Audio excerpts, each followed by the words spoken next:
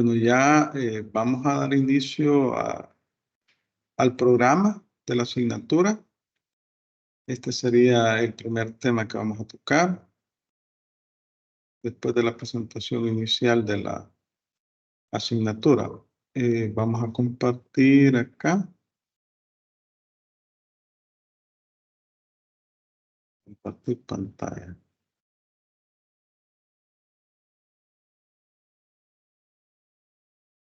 ¿Ven la presentación? Sí. Sí, licenciado. Vaya, vaya, perfecto.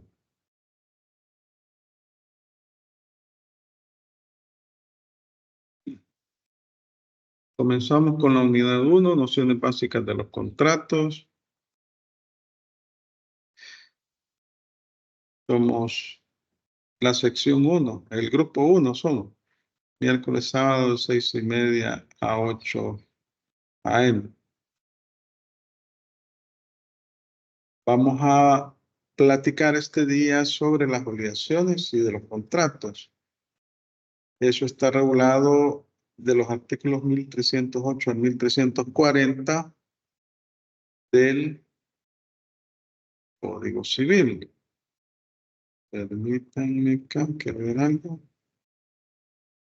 Hay 24 personas, permítanme.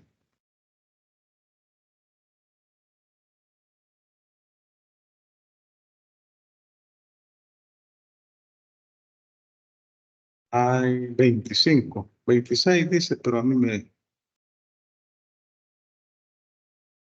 cuenta.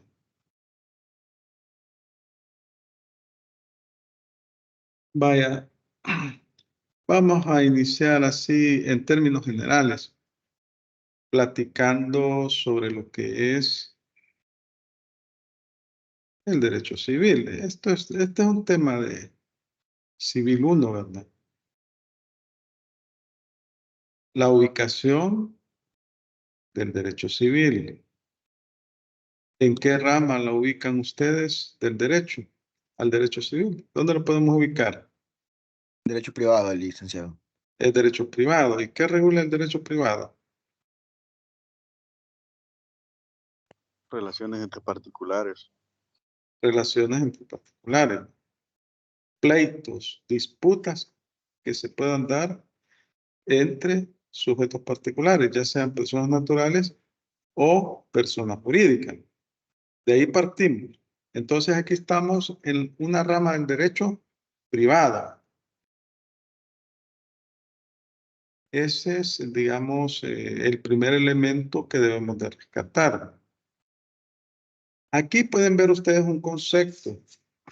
Esto es como un repaso, un pequeño repaso de lo que se ve en, creo que en Civil 1, no sé si supongo que en Civil 1 lo ven. Entonces decimos que el derecho civil es una rama del derecho privado que regula relaciones entre particulares. Aquí podemos ver un concepto, conjunto de normas que regulan relaciones entre los particulares, así como las relaciones de estos con el Estado cuando actúan en un plano de igualdad. Es decir, el Estado también puede en un momento determinado ser partícipe de relaciones con particulares y se le puede aplicar el Código Civil y el Procesal Civil y Mercantil. Y puede conocer un juez de lo civil y mercantil en un litigio en contra del Estado. El Estado no investido de su poder de imperio, sino actuando como un particular. Denme un ejemplo en el cual el Estado pueda ser demandado como un particular en relaciones de derecho privado. Podría ser licenciado cuando se ha llevado a cabo un contrato de arrendamiento de bienes inmuebles. Ajá. El contrato de arrendamiento es común que veamos edificios de instituciones públicas que se encuentran ubicadas en un inmueble de un particular. Y ahí podemos observar que hay un contrato de arrendamiento. Cualquier cláusula que se pueda vulnerar de ese contrato por parte del Estado, por ejemplo, se retrasa en el pago del arrendamiento, puede ser objeto de una demanda en un tribunal civil y mercantil. Ahí el Estado actúa como un particular y se le aplican las mismas reglas. No investido de su poder de imperio, como les decía. Vaya, veamos, continuemos. Vaya, entonces, ya tenemos claridad de lo que es el derecho civil como una rama del derecho privado, y en el derecho privado encontramos diferentes normativas: derecho mercantil, derecho civil, derecho bancario, etcétera, etcétera, etcétera.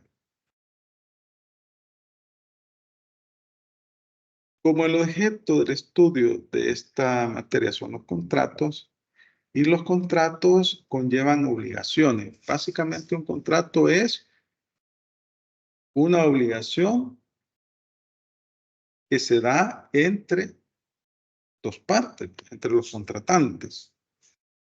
Conjunto de normas jurídicas que se refieren a la persona como titular, dueño, poseedor de un patrimonio, bienes.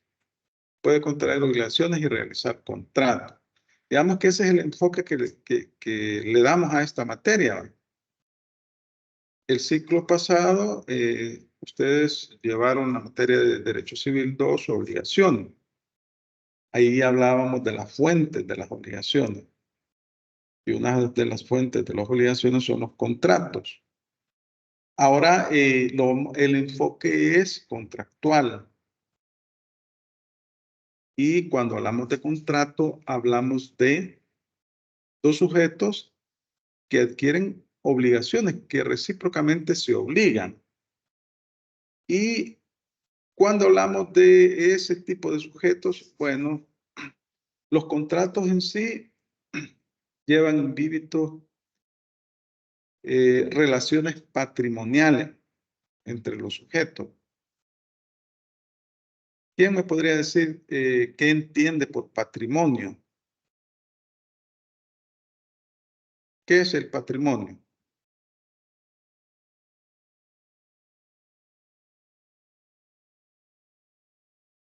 ¿Ver?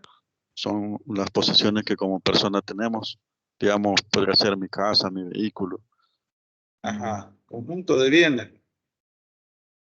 que posee una persona, todos los bienes materiales, también los derechos que posee la persona.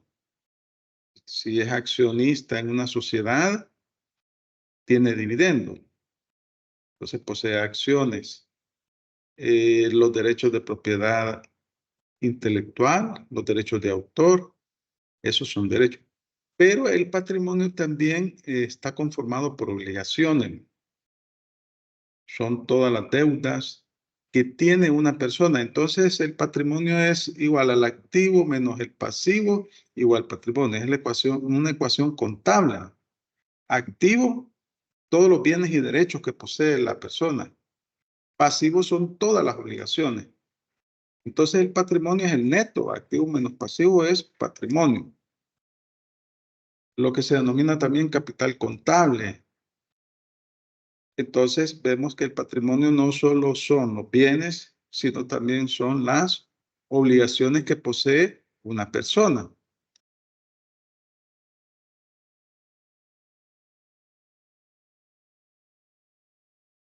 Entonces, hablamos que el derecho civil regula relaciones entre particulares, y estas relaciones son de orden patrimonial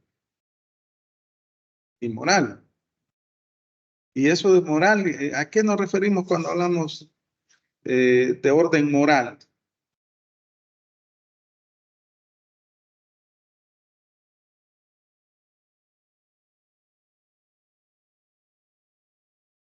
Ajá.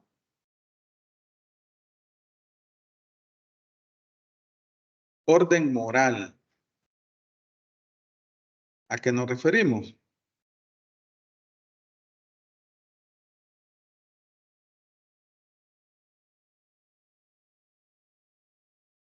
Cualquier daño o perjuicio que pueda ser objeto de una persona por otra. Entonces aquí estamos hablando de una responsabilidad civil por daños y perjuicios. Entonces la persona que se pueda ver agraviada puede demandar también. O sea que una demanda no solo lleva o puede conllevar relaciones meramente patrimoniales, sino morales, porque si es demandado por un contrato de arrendamiento y resulta que se le causó graves perjuicios a la persona, esta también puede pedir indemnización por daños y perjuicios. Pero cuando hablamos de daño moral, es un poco más subjetivo.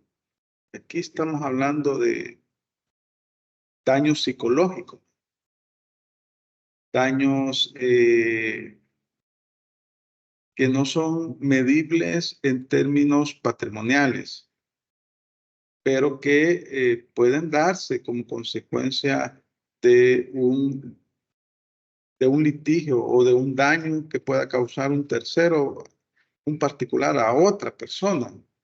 Entonces ahí tenemos una ley del daño moral en materia civil.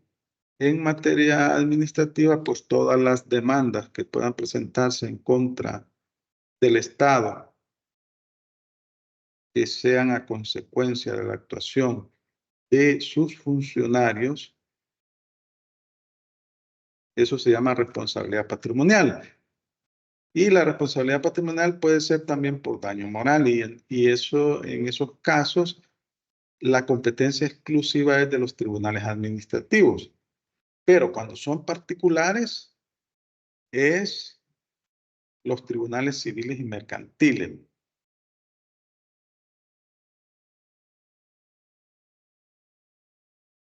Vaya, entonces aquí vamos como estamos de lo general a lo más específico.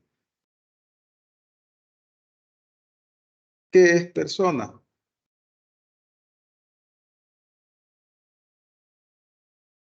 ¿Quién me dice que es una persona? El término jurídico. ¿Y cómo se dividen las personas? Sí, licenciado. Personas Se dos, divide en personas. natural y jurídica. La natural somos nosotros, las personas físicas, y las jurídicas son las ficticias. Son las ficticias, las sociedades, en materia civil y mercantil, las sociedades anónimas, las sociedades de personas, sociedades de capital. Entonces, tenemos dos categorías de personas, naturales y jurídicas. Las naturales somos los seres humanos.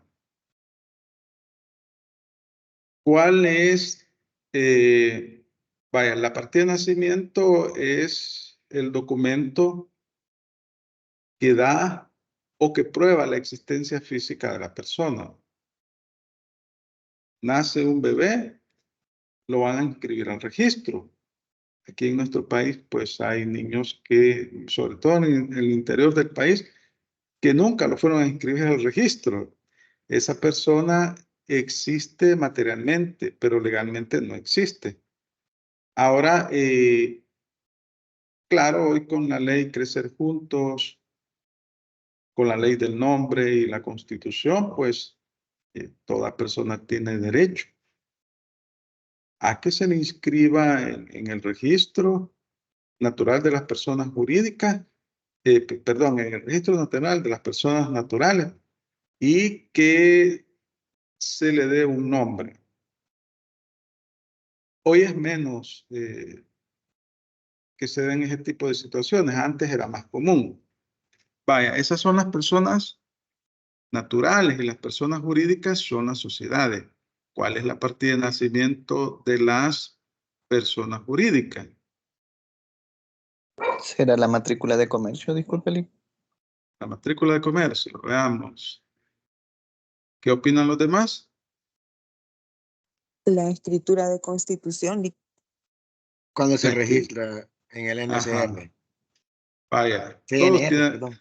sí, todos tienen razón, pero en realidad es la partida de nacimiento de la sociedad es la escritura de constitución, que para que pueda adquirir la personalidad jurídica es necesario inscribirla en el registro respectivo, en el registro de sociedades, en el registro de comercio. Entonces, esa es, podríamos decir que la partida de nacimiento de una persona jurídica, la escritura de constitución, el documento por el cual se constituye como tal. Vaya, aquí vemos un concepto de persona, aquella que tiene actitud para intervenir en una relación jurídica como actor o pretensor o como sujeto obligado, a quien el ordenamiento jurídico le reconoce voluntad para ser titular de derechos y deberes. Y entonces aquí entramos al concepto de capacidad. Y yo les pregunto a ustedes, ¿qué entienden ustedes por capacidad? Es la capacidad que nosotros podemos tener para realizar, en este caso, contratos, porque un ejemplo sería, claro, un menor de edad no tiene la capacidad, ¿verdad?, de realizar un contrato. Y en este caso, una persona menor de edad ya se puede, en teoría, valer por sí sola legalmente, ¿verdad?, porque ya tiene su documento de identidad, entonces ya es capaz de realizar esos actos Ajá, legales. vaya. Y ¿Otra opinión? Ajá, tener capacidad es cumplir con los requisitos que la ley establece para esto. ajá. Vaya. Digamos que cuando hablamos de capacidad hablamos de una actitud legal que tiene una persona para adquirir derechos y obligaciones y poderlos ejercer por sí mismo. Los menores de edad son incapaces. ¿Cuál es la mayoría de edad en el país? 18 años. 18 años. Cuando cumple 18 años, ya se dice que la persona tiene capacidad, pero si es menor de edad, ¿qué sucede? Tiene su representante legal, en este caso pueden ser los padres o Los el tutor padres, legal, ¿verdad? los padres. Ahora bien, ¿y las personas jurídicas tienen capacidad?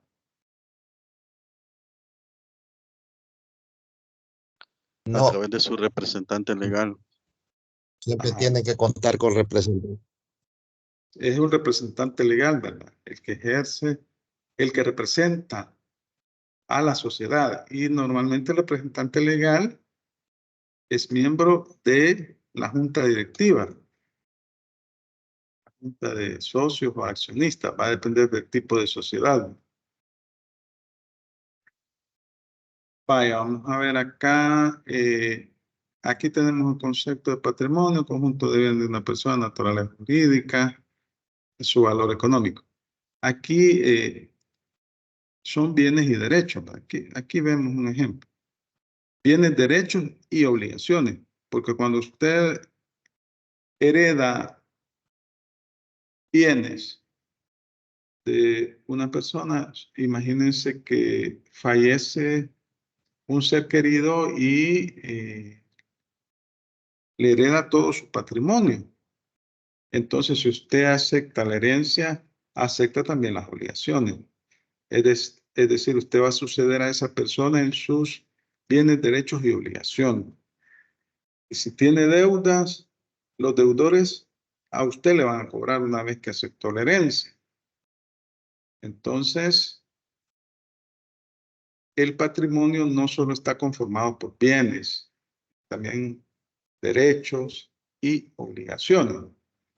Lo normal, lo común es que las personas creemos que, bueno, heredé un patrimonio, heredé todos los bienes, todos los derechos que pueda tener, las inversiones que tenía esa persona, las acciones que tenía en sociedades, etcétera.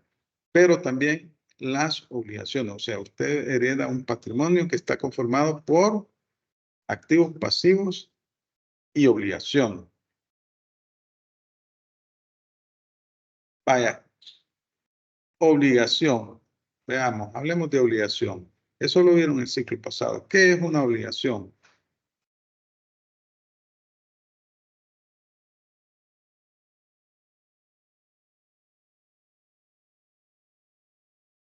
Ajá, obligación. Acuérdense que vamos a hablar de contratos. Y los contratos son obligaciones mutuas. A ver, Molina Es una Sánchez, relación, José. Ajá. silenciada, es una relación jurídica entre un sujeto activo y un pasivo. Ujú. Una relación jurídica, eso es una obligación. Ajá. ¿Otra Un opinión? compromiso de acuerdo. Un compromiso, dice. Ujú. Ajá. Vaya. Aquí ustedes pueden ver unas manos atadas. Aquí también pueden observar el origen de esa palabra. Proviene de una expresión latina. Y esta expresión significa ligar o atar. Cuando hablamos de obligaciones, hablamos de responsabilidades que deben de cumplir. Es un vínculo jurídico, una atadura. Sería algo que nos ata, ¿verdad, Lito? Sí, o sea, estamos hablando de un vínculo jurídico. Un vínculo jurídico por medio del cual se despliegan una serie de derechos, deberes que usted debe de cumplir. Esa es una obligación, un vínculo jurídico. La obligación es un vínculo jurídico. Entonces, y aquí hablamos de los derechos personales y de los derechos patrimoniales. Bueno, los derechos personales son aquellos que se pueden reclamar respecto de una persona determinada. En ese sentido, un préstamo que usted pueda hacer con un banco le genera una obligación. El banco tiene un derecho como acreedor respecto de esa obligación. Puede usted, y usted tiene obligaciones y tiene derechos también, ¿verdad? En esa relación, ese vínculo jurídico que usted tiene con esa institución bancaria. Entonces, las obligaciones pueden ser contraídas por personas naturales y por personas jurídicas. Todos nos podemos obligar en un momento determinado. Esa es una obligación.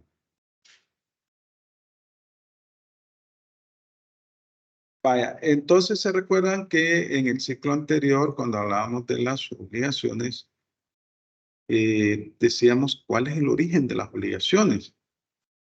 Y el artículo 1308 del Código Civil dice que nacen de los contratos, cuasicontratos, delitos o cuasidelitos, faltas y de la ley. Eso dice el artículo 1308 del Código Civil, libro cuarto de las obligaciones en general y de los contratos, título 1, definiciones. Aquí podemos ver el artículo 1308. Las obligaciones nacen de los contratos, cuasicontratos, delitos, cuasidelitos, faltas y de la ley.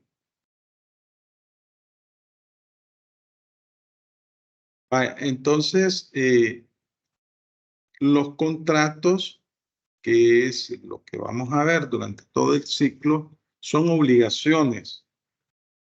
Son obligaciones entre dos o más personas que generan una serie de prestaciones, deberes y derechos de ambas partes. Luego tenemos los cuasicontratos, los delitos, cuasidelitos, faltas y la ley. Bueno, hay obligaciones que nacen de la ley. La ley las establece de manera clara. ¿Qué entienden ustedes por los cuasicontratos, los delitos y los cuasidelitos? Las faltas en materia civil. Esto es en materia civil.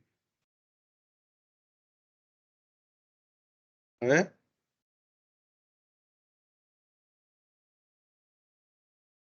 Esos temas se vieron el ciclo pasado.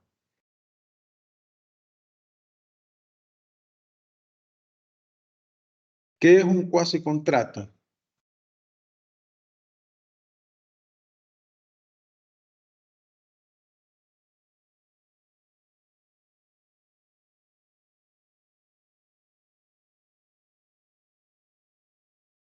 Ajá.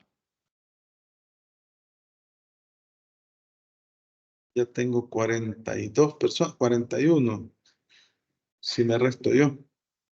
A ver, ¿quién me puede hablar del cuasi contrato?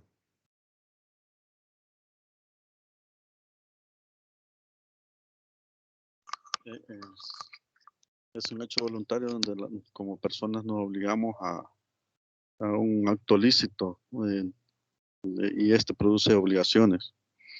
Ajá. Ahí no existe nada por escrito, ¿verdad? Y ahí hablamos de de la agencia oficiosa, hablamos del pago de lo no debido, hablamos de la comunidad. Esos son los cuasi contratos que están reconocidos en la ley.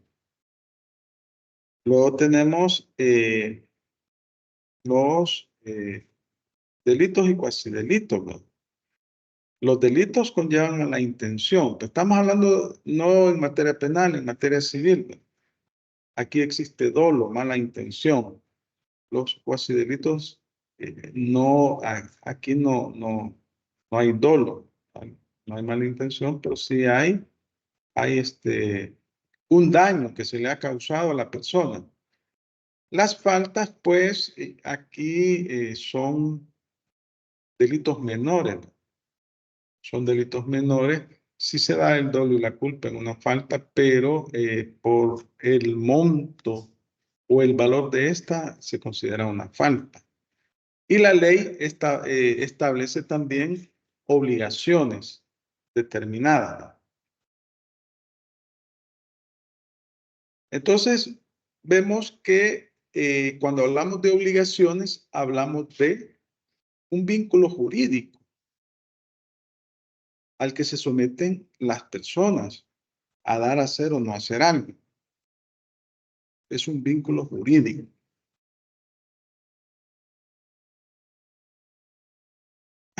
Entonces, por una parte existe una persona que exige el cumplimiento de otra obligación, que tiene el derecho a cobrar esa deuda, y por otra parte existe otro sujeto que tiene la obligación de cumplir. Entonces hablamos de deudor y acreedor. Deudor y acreedor. En los contratos siempre hay dos sujetos. Sujeto, por ejemplo, una compraventa. Ahí encontramos el comprador y el vendedor. Ambos tienen obligaciones y ambos tienen derecho. El comprador tiene derecho a recibir la cosa. El vendedor tiene derecho a entregar la cosa. O no, perdón, tiene obligación de entregar la cosa.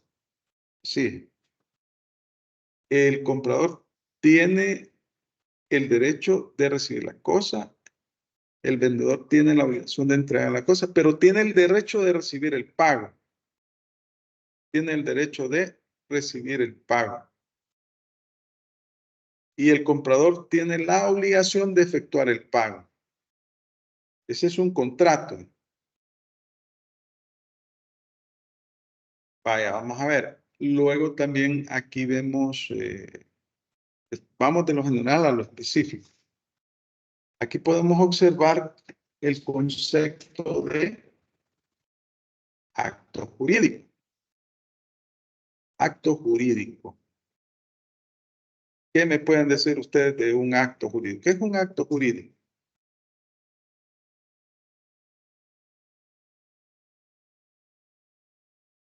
Puede ser como la celebración de algún contrato, licenciado. Ajá. La celebración de un contrato. Ajá. ¿Qué más?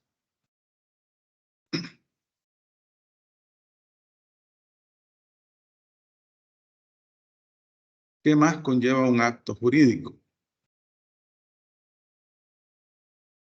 A ver. ¿Alguna convención? Alguna convención. Ajá. Los testigos. Ajá. Vaya, miren. Primero, el primer aspecto. Ajá. ¿Alguien decía por ahí algo? Es el objetivo que tiene como hacer un vínculo entre personas. Ajá. Vaya. Pues sus opiniones son valederas. Todas son valederas. Vaya, miren.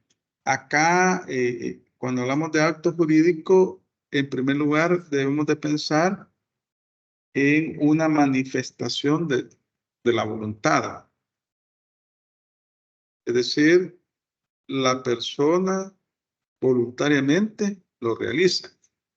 Y esta manifestación puede ser unilateral o bilateral. O sea, el acto jurídico tiene efectos jurídicos.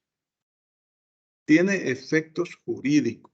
Es decir, cuando se realiza este acto jurídico, produce efectos jurídicos. ¿Cuáles pueden ser esos efectos jurídicos? La creación, la conservación, la modificación, la transmisión, la transferencia o extinción de un derecho. Entonces, cuando hablamos de actos jurídicos, estamos hablando que es una expresión de la voluntad unilateral o bilateral, unilateral, que una persona toma la decisión. Bilateral, dos o más personas toman esa decisión. Y esa manifestación de la voluntad produce un efecto jurídico, o sea, tiene consecuencias jurídicas que puede consistir en la creación, conservación, modificación, transmisión, transferencia o extinción de un derecho.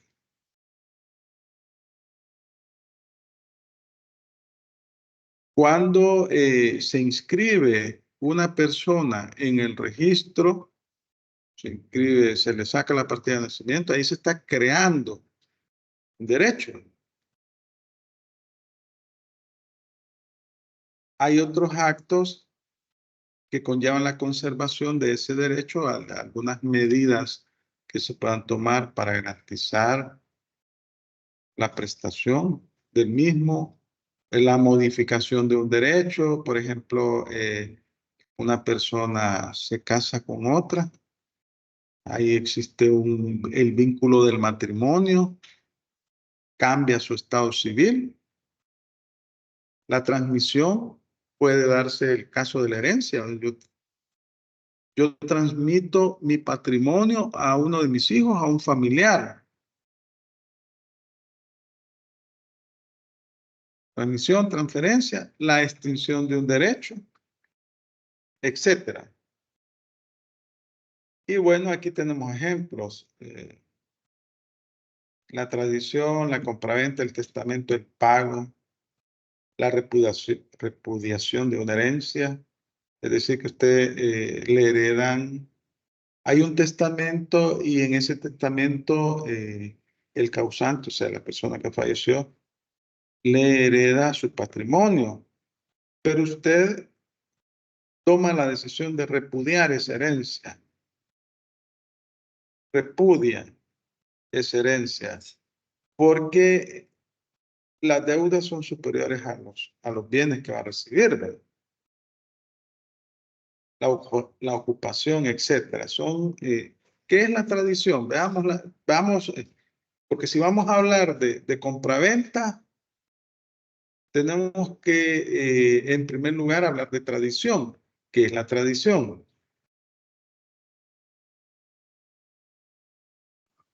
Es una forma de adquirir el dominio de las cosas. Ajá. La tradición es una forma de adquirir el dominio de una cosa, es una transferencia de un bien. Esa es la tradición. Y cuando ustedes ven una escritura de compraventa, le entrega la tradición, bla, bla, bla, del bien.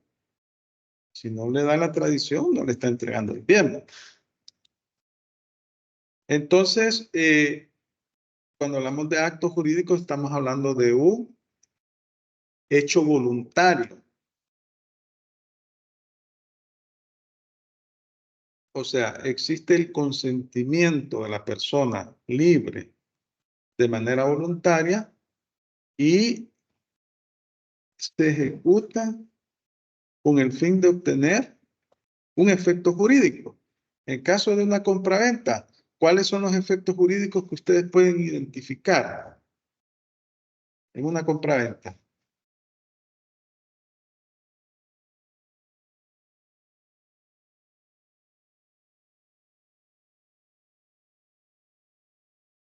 Por ejemplo, la compraventa de un vehículo entre A y B. ¿Cuáles son los efectos jurídicos que ustedes pueden ver en ese acto de compraventa? Buenos días. Yo considero que en este caso, como el objeto es el carro, ¿va? Porque es la compraventa del auto, ¿verdad? Entonces, el acto jurídico es el acuerdo legal que tienen ellos. Ya mismo, en este caso, el que lo está vendiendo, el precio que estipuló por el objeto, en este caso el vehículo. Y el otro caso, que es el comprador, pues acordar dar el efectivo que ha sido, que se ha hablado y que se ha llegado a las condiciones y que ambos han estado de acuerdo. Yo considero que eso es. Está hablando de derechos y obligaciones, pero ¿cuáles son los efectos jurídicos? Está bien lo que he dicho, pero ¿cuál sería el principal efecto jurídico en una compraventa de un vehículo? La El consumación cambio, de el cambio de Ajá. los la bienes. tradición del dominio. Ajá, la tradición. Ajá, ¿qué iba a decir usted, José Alexander? Sí, al igual que la compañera, la tradición, porque ya cambia de dueño, ya el vehículo ya no le pertenece a A, sino que le pertenece a X. Ajá, se da la Entonces, transferencia de las propiedades de ese vehículo. Pero ¿cómo se manifiesta? Tiene que irlo a inscribir, ¿verdad? ¿A dónde se inscriben los vehículos? Insertarse. Sertrace. Ajá, porque usted puede tener la compraventa, pero si no la va a inscribir, no va a figurar usted como dueño de ese vehículo. Entonces, por una parte, una de las dos personas adquiere la propiedad de ese vehículo. Y por la otra, el vendedor se desliga de la propiedad de ese vehículo. Luego usted va a registrarlo, a hacer tracing y ahí adquiere la propiedad del vehículo. Ya cuando lo registra su nombre, ya usted lo puede oponer ante tercero.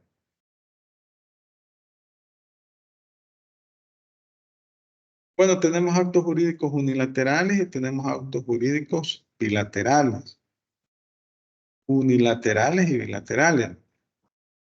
Unilateral es cuando una persona toma una decisión. Bilateral, un acto jurídico que pueden, en la relación jurídica, se da entre dos o más personas.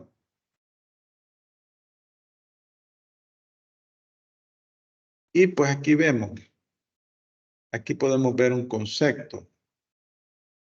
Cuando hablamos de unilateralidad, estamos hablando de una decisión tomada por una sola persona. Aquí debe existir la voluntad, el libre consentimiento de esta persona. Y el acto, para que sea jurídico, tiene que tener consecuencias jurídicas. De lo contrario, no es un acto jurídico. Puede ser cualquier acto menos jurídico. Por ejemplo, si usted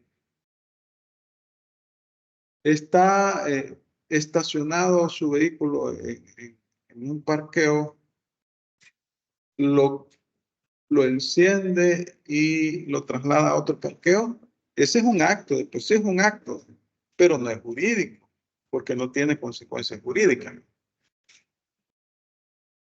Tenemos ejemplos. El testamento es un acto unilateral. ¿Por qué será unilateral el testamento? Porque es una manifestación de voluntad de una sola persona, no necesita otra que acepte la obligación. Ajá. Correcto. Entonces, el testamento es la expresión, la última expresión de voluntad del causante, dice la ley. Entonces, él decide a quién le va a dejar sus bienes. Y si no lo hace, nos vamos por la vía legal, lo que se llama sucesión intestada. Tenemos dos tipos de sucesión, la testamentaria, en donde hay testamento, y la intestada, en donde no hay testamento. ¿Qué es lo más común? Que la gente no deja testamentos. Vaya. La repudiación de una herencia o legado. ¿Saben ustedes qué es legado?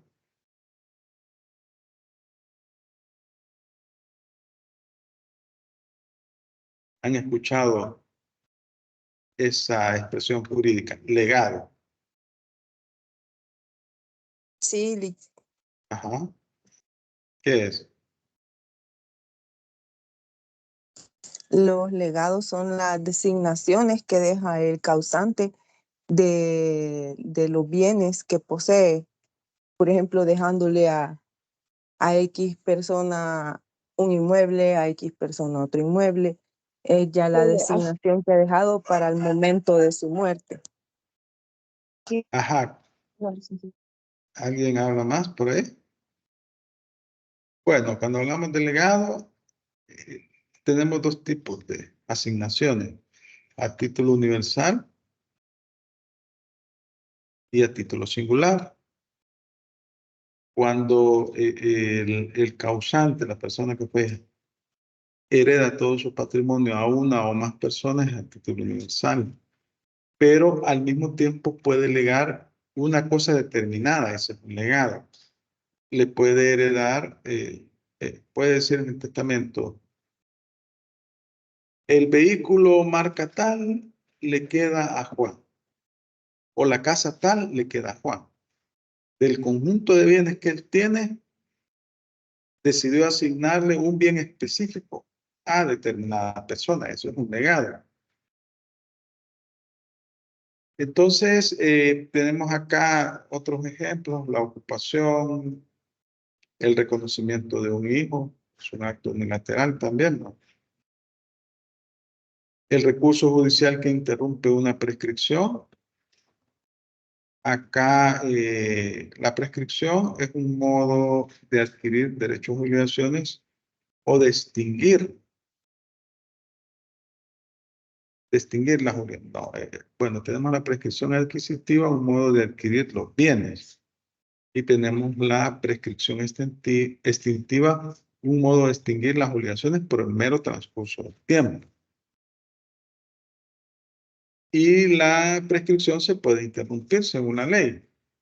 Luego tenemos la confesión en juicio, la ratificación de un acto anulable. Estos son ejemplos.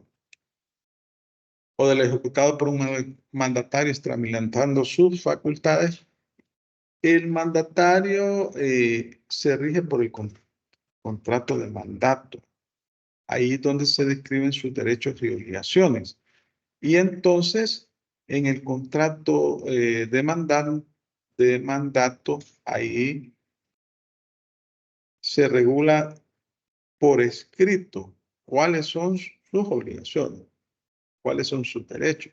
Pero puede suceder que el mandatario se extralimite. Y ahí llegamos a un cuasi contrato. Si se está extralimitando de sus funciones, es decir, ¿por qué se está extralimitando? Porque no están establecidas en el contrato. Si se extralimita, ahí hablamos de cuasi contrato. Bueno, aquí la aceptación del beneficio de una estipulación a favor de otro, la renuncia de una prescripción, etc. Esos son actos unilaterales.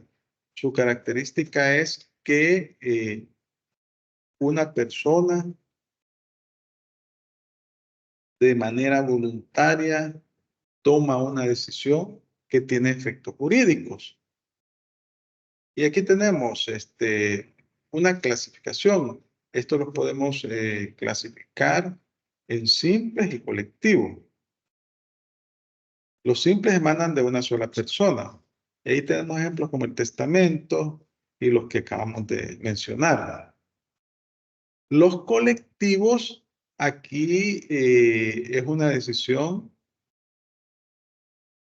son decisiones individuales tomadas por personas individuales, pero sobre un mismo punto o interés. Y entonces que sumada se vuelve colectiva ese tipo de sociedades, pero no dejan de ser individuales, porque cada persona toma su decisión y esa decisión va a tener efecto jurídico. Se emanan de varias personas cuyos intereses son los mismos, como el reconocimiento de un hijo hecho por ambos padres a la vez. El papá y la mamá reconocen al hijo, ¿verdad? La renuncia de un derecho poseído en común hecha por todos sus titulares en el caso de la comunidad, ¿verdad? O los bienes que están en proindiviso. Pueden tomar la decisión de vender un inmueble que es propiedad de 5 personas. Entonces, cada quien tomó su decisión individual respecto a ese bien, sobre la porción que le corresponde.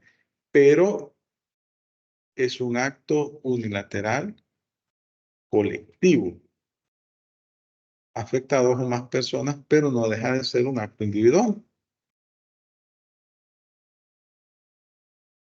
Entonces, acá vemos pues que cuando hablamos de actos unilaterales, no necesariamente significa que por el hecho de que sean una o varias personas las que toman la decisión, dejará de ser acto unilateral y se va a convertir en uno bilateral. No, ¿verdad? Porque cuando hablamos de acto bilateral, 2 o más personas se obligan respecto de la otra persona. Pero la diferencia es que, la diferencia aquí es que respecto de un bien en proindiviso, pueden haber 10 personas que aparecen con derecho sobre un inmueble. 9 deciden vender. Cada quien tomó su acto y tiene efectos jurídicos, pero uno decide no vender. Entonces, aquí, como estos son clasificaciones a nivel doctrinario, la característica de esta clasificación se da en relación al número de personas que intervienen en el acto jurídico. Bueno, entonces, aquí vemos que tenemos actos jurídicos unilaterales y actos jurídicos bilaterales. Los unilaterales, una manifestación de la voluntad de una persona que tiene efecto jurídico.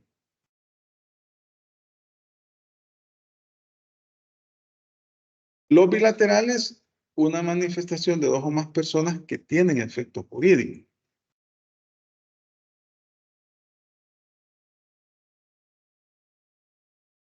Aquí en el caso de los actos bilaterales, debe existir el consentimiento o el acuerdo de 2 o más personas o voluntades sobre un objeto determinado. Y esto va a generar consecuencias jurídicas. O sea, aquí estamos hablando de que debe concurrir la voluntad de 2 o más personas. El ejemplo típico es los contratos. La tradición, el pago, la innovación, todos los contratos. A la tradición ya la habíamos definido. ¿Qué es la novación?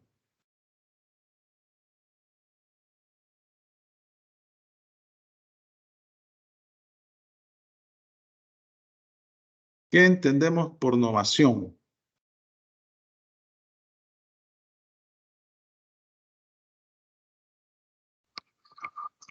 Es la sustitución de una obligación por otra. La sustitución de una obligación por otra, eso es. Eso es la novación. Entonces, la característica del acto jurídico, ya sea unilateral o bilateral, es que produce efecto jurídico. Produce efecto jurídico. Hay actos que no son actos jurídicos porque no producen efecto jurídico. No hay una consecuencia legal. Entonces, la característica del acto jurídico es que produce efectos jurídicos. Esa es la característica. Y tenemos actos jurídicos unilaterales cuando concurre la voluntad de una sola persona y este tiene efectos jurídicos. Y actos jurídicos bilaterales cuando concurre la voluntad de dos o más personas sobre un objeto específico y se producen los efectos jurídicos, la compraventa de un vehículo, como muy bien decía alguien de ustedes por ahí. El objeto es la transferencia del vehículo. Es una decisión que toman dos o más personas respecto de ese bien.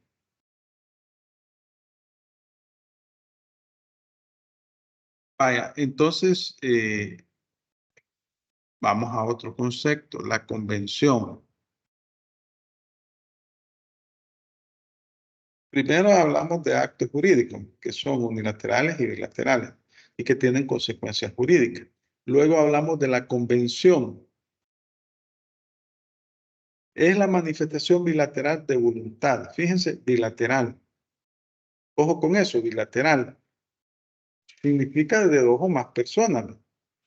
Ejecutado con arreglo a la ley. O sea, está regulada por el derecho civil. Produce efectos jurídicos. O sea, tiene consecuencias jurídicas. Y consiste en la creación, conservación, modificación, transferencia o extinción de un derecho. Eso es una convención.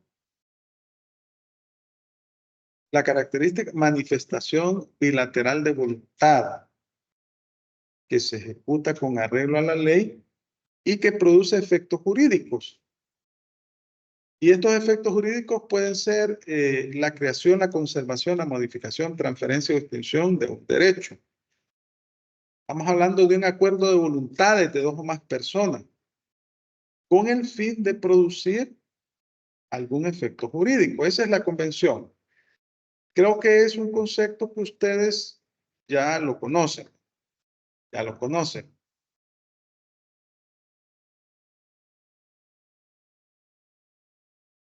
Tenemos aquí el origen etimológico de la palabra convención. Pero la característica principal es que es un acto voluntario de dos o más personas. O sea, es la manifestación bilateral de voluntad que produce efectos jurídicos. Y tenemos tipos de convenciones, la tradición, ¿no? Ya alguien habló ahí, ¿qué es la tradición? Allá por el artículo 600 y algo del Código Civil se define la novación. Vaya, aquí entonces vemos que en el caso de la convención, un concepto amplio. Encontramos la tradición que transfiere un derecho, la novación que extingue obligación, los contratos que crean obligación. La característica es que aquí se requiere la voluntad de dos o más personas en el caso de la tradición. Se requiere la voluntad de dos o más personas. Vaya, vamos a ver. Continuemos aquí. Y entonces, ¿Qué podríamos entender por contrato?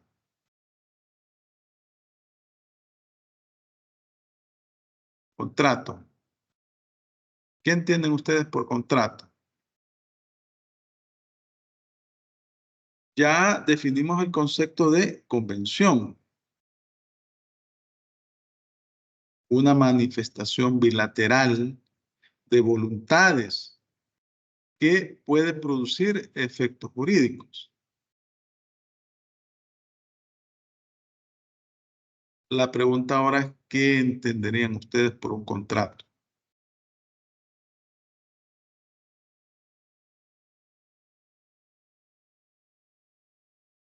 Están por ahí, ¿verdad? Ya tengo 50 personas. Un 10. Aquí estamos. Vaya, perfecto. ¿Qué entienden por contrato?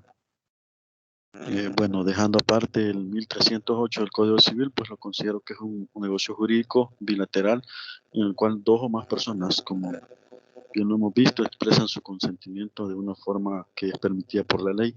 Esta puede consistir en crear, regular, modificar o extinguir obligaciones. Ajá, vaya, perfecto. Entonces es una convención el contrato. ¿O no es una convención?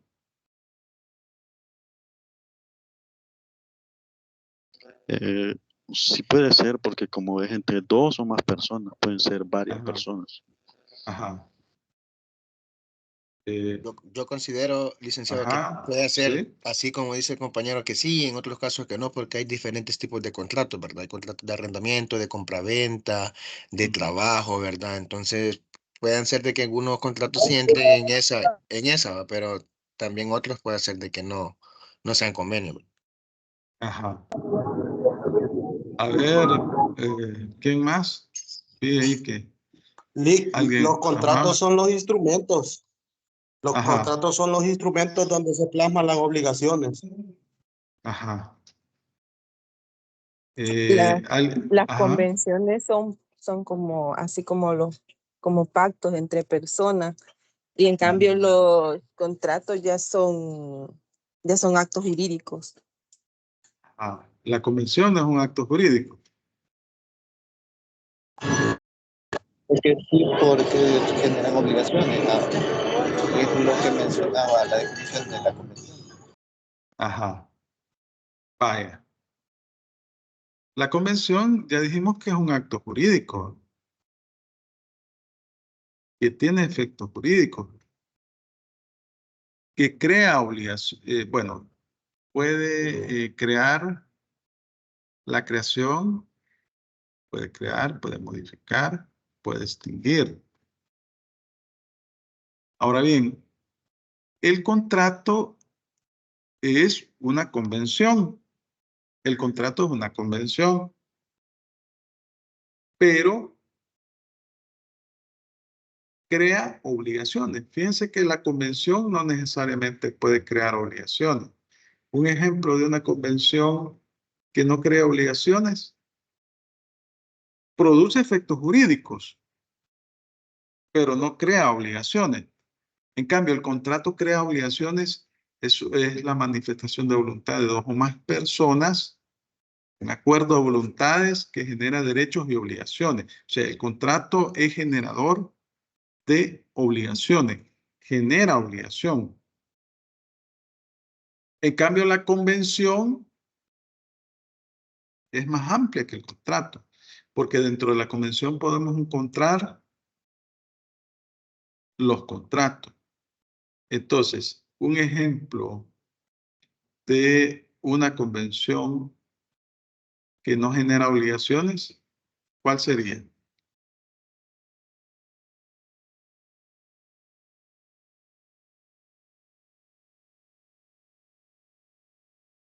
Los acabamos de decir. Los acabamos de decir. Hablábamos de actos unilaterales, de actos bilaterales.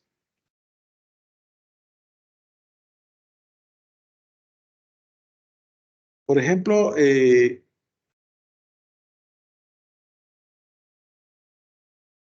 la inscripción de un menor en el registro de las personas naturales. Usted le saca la partida de nacimiento.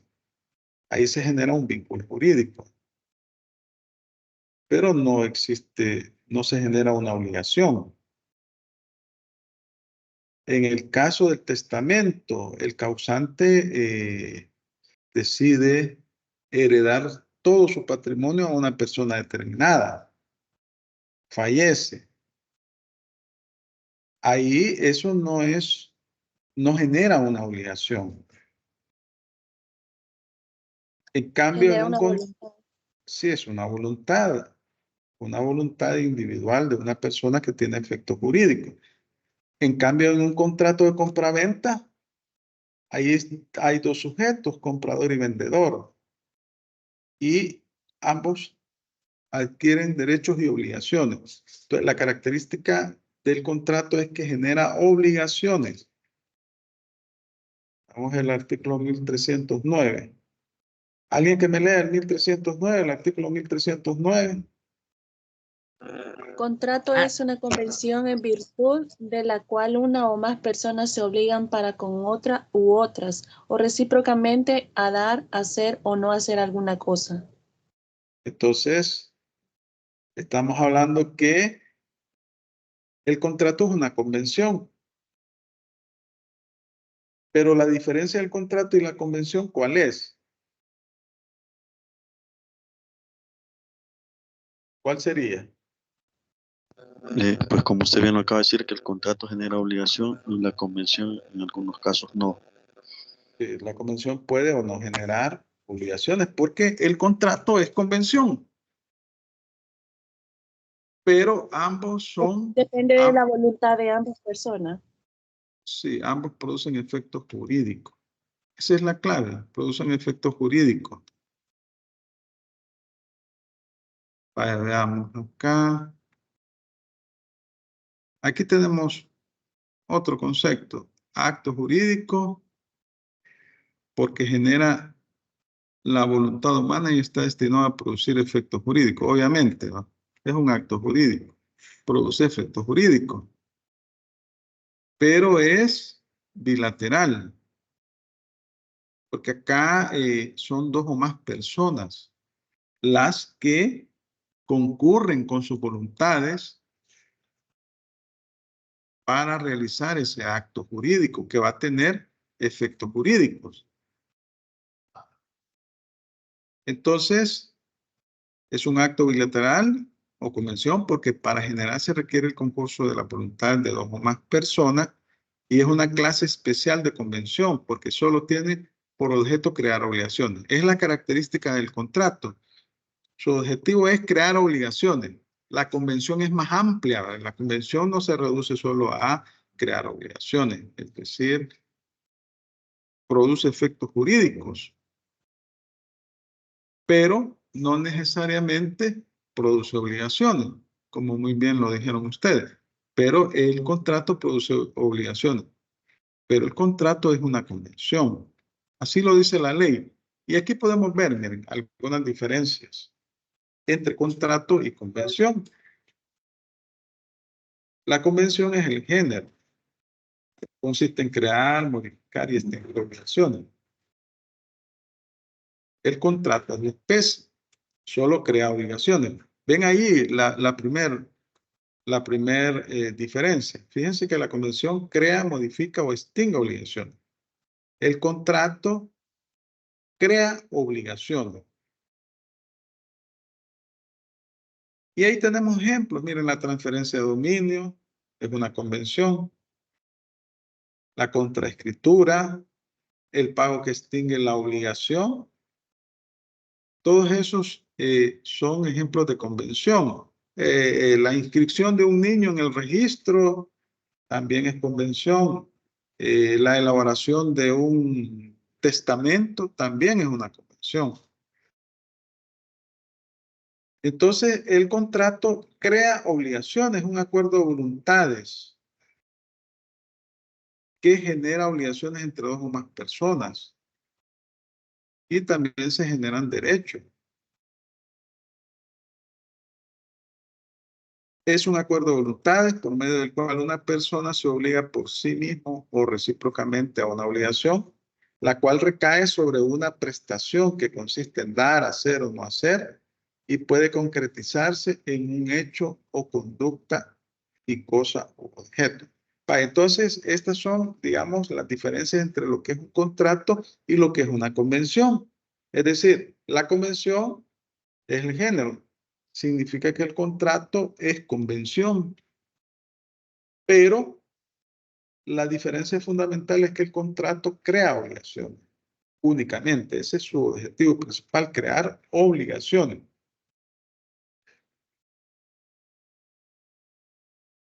Y pues aquí tenemos algunas disposiciones del Código Civil. Artículo 1308, 1309, 1310. Vamos a leer las disposiciones para más. Ya leímos el 1308 y el 1309. Vamos a ver el 1310. Alguien que me lea el artículo 1310. Con gusto. El contrato es unilateral cuando una de las partes se obliga para que otra que no contrae obligación alguna, y bilateral cuando las personas contratantes se obligan recíprocamente. Entonces vemos que hay contratos unilaterales y hay contratos bilaterales. ¿Cómo puede ser posible eso? Sí, es posible. Por ejemplo, ustedes conocen el contrato de comodato.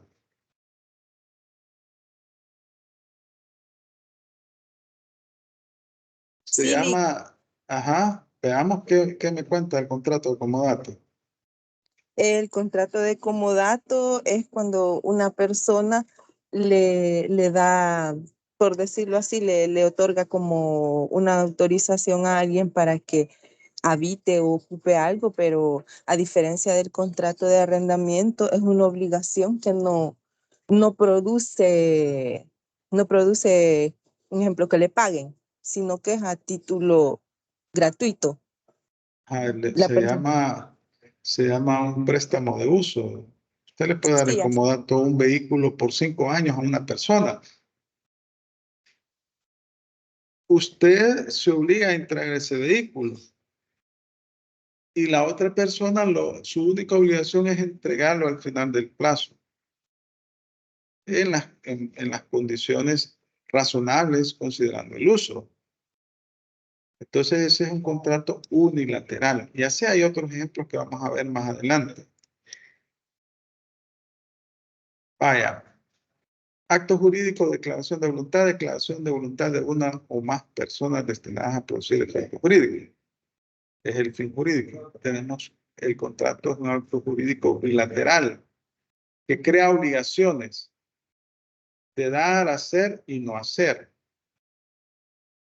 El contrato, la característica principal es que crea obligaciones de dar, hacer y no hacer. ¿Sí? Estamos claros ahí, ¿verdad? Es un acto jurídico bilateral, produce efectos jurídicos. Crea obligaciones de dar, hacer y no hacer. Vaya, acá podemos ver en el artículo 1316 del Código Civil cuáles son las características que establece la ley para que una persona pueda obligarse. Leamos el artículo 1316. Título 3 de los actos y declaraciones de voluntad, artículo 1316.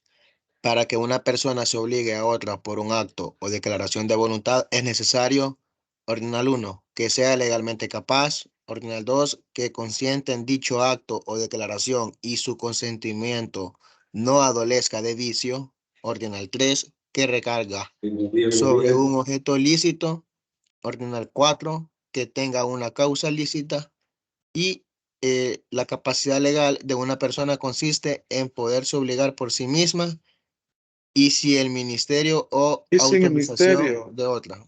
y sin el ministerio o autorización de la Sin otra. el, correcto. Vaya, para que una persona se obligue a otra por un acto de declaración de voluntad es necesario. Fíjense, para que una persona se obligue a otra por un acto de declaración de voluntad es necesario que sea legalmente capaz. ¿Sí? Estamos hablando de la capacidad. La capacidad que se quiere a los 18 años, la actitud legal para contraer obligaciones y ejercer sus propios derechos. Que consiente en dicho acto, declaración y su consentimiento no adolezca de vicio. ¿Cuáles son los vicios del consentimiento? Error, ¿Cuáles son? dolo o fuerza. Error, dolo o fuerza. Que recaiga sobre un objeto lícito. Ajá, en el contrato de sociedad, el objeto es crear un nuevo ente jurídico. Pero no debe ser contrario a la ley y a las buenas costumbres, ¿verdad? Que tenga una causa lícita. ¿Cuál es la causa de crear una sociedad? Bueno, participar de los derechos que genere ese ente. Una causa lícita. Entonces se crea, si la causa es ilícita, la venta de cocaína, por ejemplo, participar de una, se crea una sociedad para vender cocaína. En primer lugar, no la van a autorizar, a menos que sea una sociedad de hecho. Y luego nos dice el último inciso, la capacidad legal de una persona consiste en poderse obligar por sí misma y sin el ministerio o la autorización de otra. La persona se puede obligar por sí misma, sin el ministerio o la autorización de otra.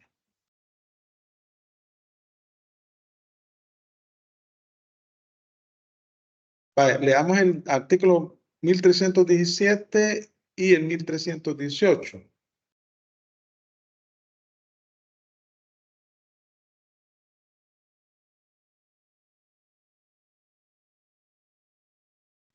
Artículo 1317. Toda persona es legalmente capaz, excepto aquellas que la ley declara incapaces. ¿Cuáles son los Artículo- incapaces? Perdón, ¿cuáles son los incapaces?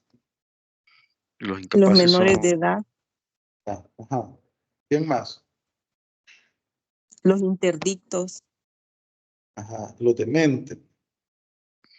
Los sordomudos que no se pueden dar a entender de forma clara. Vaya, hoy Los leamos el enajenados. 1300.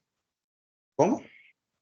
No sé si en ellos que mencionaron entran también los enajenados mentales. Sí, Todo o eso. sea, las personas pueden ser interdictos. Es que es declarado que no puede valerse por sí mismo judicialmente. Cuando una persona pierde la razón, ¿verdad? Por X o Y situación. Bueno, 51 personas. Ese dato es importante porque lo tengo que reportar. Hay 52, me suma a mí 51 personas. Vaya, vamos a ver. Vamos a continuar acá. Y vamos a leer el 1318. ¿Quién lo lee? Sí, artículo 1318. Son absolutamente incapaces los dementes, los impuberes y los sordos que no pueden darse a entender de manera indudable. Sus actos no producen ni aún obligaciones naturales y no admiten caución. Son también incapaces los menores adultos y las personas jurídicas, pero la incapacidad de los primeros no es absoluta, pues sus actos pueden tener valor en los casos determinados por la ley.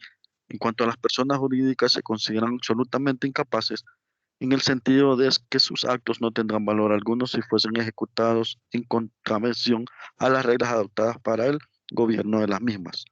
Además de estas incapacidades, hay otras particulares que consisten en la prohibición que la ley ha impuesto a ciertas personas para ejecutar ciertos actos. Leído. Vaya, muchas gracias. Entonces vemos que en el artículo 1318 nos dice quiénes son los incapaces. Menciona a los dementes, los impúberes. ¿Quiénes son los impúberes?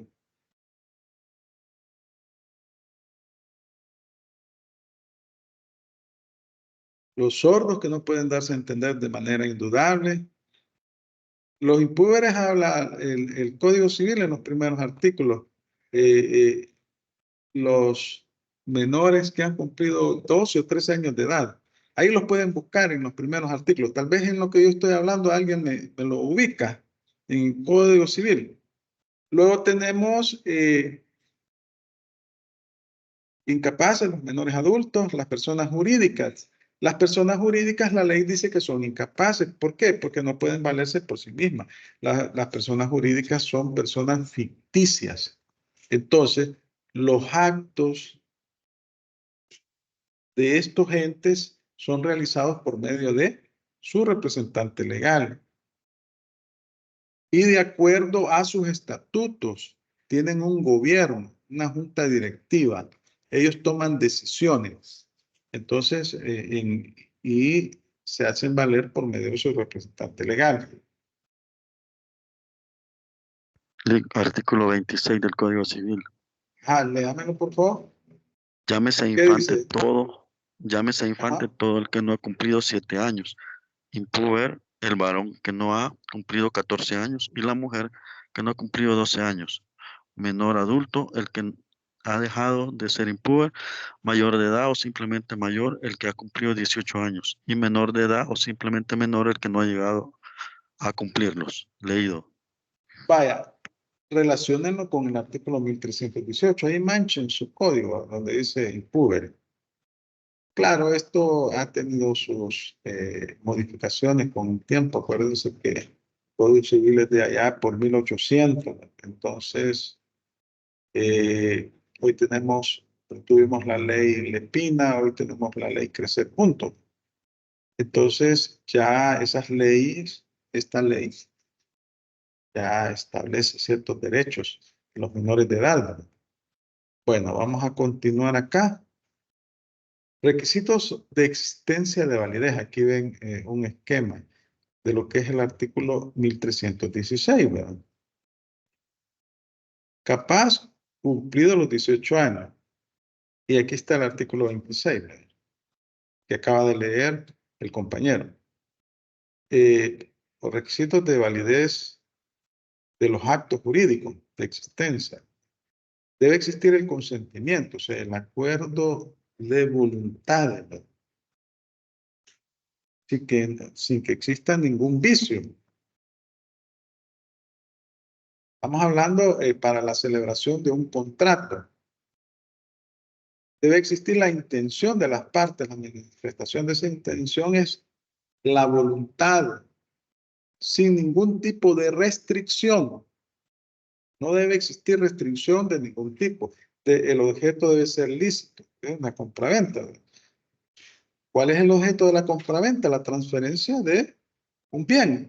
El objeto de una compraventa de un vehículo es la transferencia de ese vehículo. Se hace un contrato de compraventa de marihuana, el objeto sería ilícito, causa ilícito. Es decir, no debe ser, por ejemplo, yo les decía, la causa en el caso de un contrato de sociedades es participar de las utilidades que pueda generar ese negocio. Pero si yo me dedico a una actividad ilícita y participo de esas utilidades, la causa es ilícita también. Entonces, eso produce una nulidad absoluta. Leamos el artículo 1338, por favor. 1338 del Código Civil.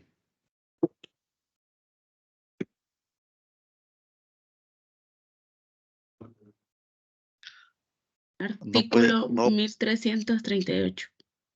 Perdón, compañero, tele. Bueno, prosiga, de todos modos ya. Ajá.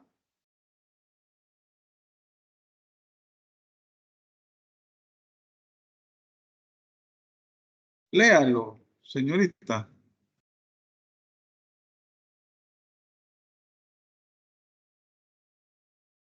¿Qué pasó?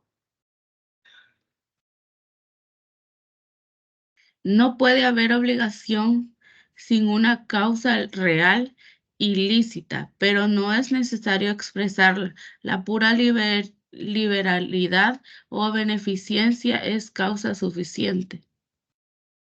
Ajá, continúe el artículo. Léalo todo. Se entiende por causa el motivo inmediato que induce a contraer la obligación y por causa ilícita la prohibición por la ley o contraria a las buenas costumbres o al orden público. Así la promesa de dar algo en pago de una deuda que no existe carece de causa y la promesa de dar algo en recompensa de un crimen o de un hecho inmoral tiene una causa ilícita. Y entonces, ¿cómo nos define la causa el artículo 1338?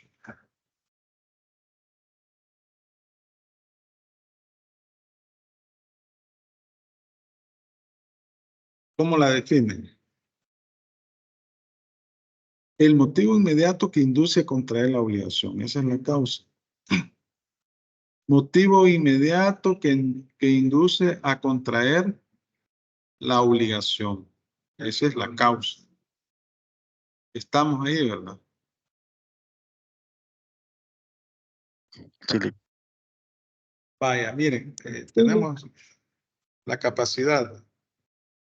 Capacidad legal, actitud con la que cuenta el individuo, la facultad que tiene para ser sujeto de derechos y obligaciones y para ejercer por sí mismo la obligación. Capacidad legal. Tenemos diferentes tipos de capacidades. Aquí tenemos la capacidad de goce, actitud por la cual una persona es titular o puede adquirir derechos y obligaciones y los puede ejercer por sí misma.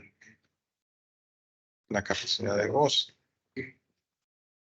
Capacidad de ejercicio, actitud legal para ejercer por sí mismo derechos y obligaciones. Entonces, ¿cuál es la diferencia entre capacidad de goce y capacidad de ejercicio?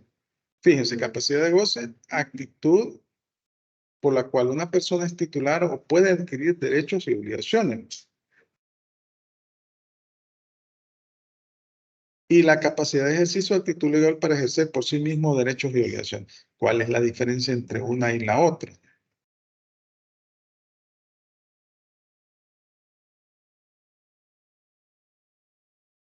A ver.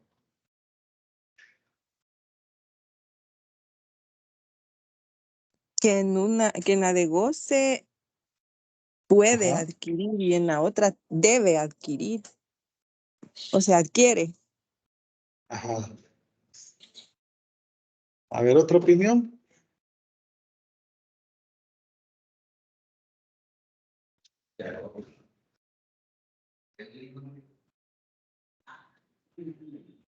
¿Ah? Bueno, si en una puede adquirir y en la otra debe ejercer, ya vi bien. Vaya, la capacidad de goce, aquí la persona es titular o puede adquirir derechos y obligaciones. Hasta ahí, ¿verdad? Y en la capacidad de ejercicio, los puede ejercer por sí mismo, esos derechos y obligaciones. Estamos hablando que actúa, ¿no? Actúa. Entonces, pues hay algunos derechos que por el solo hecho de ser persona, usted ya los adquiere. Pero si es menor de edad, no los puede ejercer. No los puede ejercer o si tiene alguna incapacidad. Entonces, ahí conlleva la capacidad de ejercicio. ¿Estamos? Bueno, vamos a... Si no tienen preguntas, faltan 5 minutos para las 8. Si no tienen preguntas, ¿algún comentario adicional? Sí, López Berríos, Caterine Vanessa. Ajá. Solo consultarle, licenciado, si nos va a compartir la diapositiva en el aula Sí, virtual. sí, me ha atrasado un poco con el aula virtual. Tengo que Ok, preparar gracias. el aula virtual. En el transcurso de la semana lo voy a hacer, no se preocupen. Gracias, licenciado. Ajá, Caldame García. ¿Sí? Buenos días, licenciado. Solamente tengo una consulta, es aparte de la clase esta. La clase anterior yo no pude entrar, entonces tenía No, la duda si, como vi que habían hecho como grupos. sí, tienen que ser grupos. Me tienen que enviar al correo electrónico la conformación de los grupos. Ok, La clase primera básicamente fue introductoria sobre las reglas de la clase, etcétera, etcétera. ¿Alguien más había levantado ahí la mano?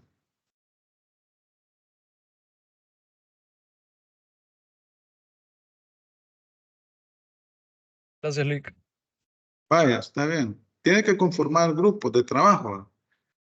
Me van a enviar a mi correo electrónico el listado de miembros del grupo. A más tardar les dije en esta clase. Ya voy a revisar el correo para ver si me han enviado. Eran 10 grupos de trabajo los que iban a conformar. Y los que todavía no los han conformado, pues se deben de incorporar en un grupo. Acuérdense que les voy a dejar una tarea. Para la primera unidad va a valer 40%. Bueno, no sé si tienen otra pregunta o otro comentario.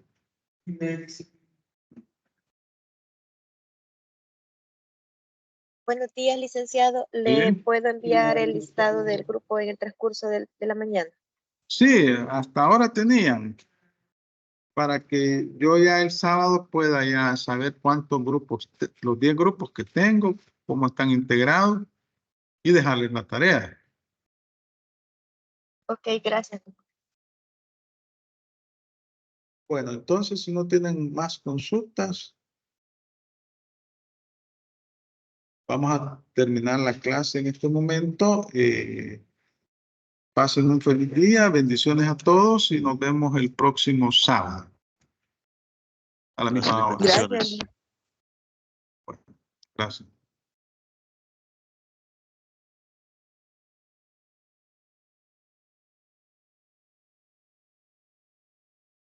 Buen día, licenciado. Buen día, compañeros. Gracias, igual. Feliz día para todos.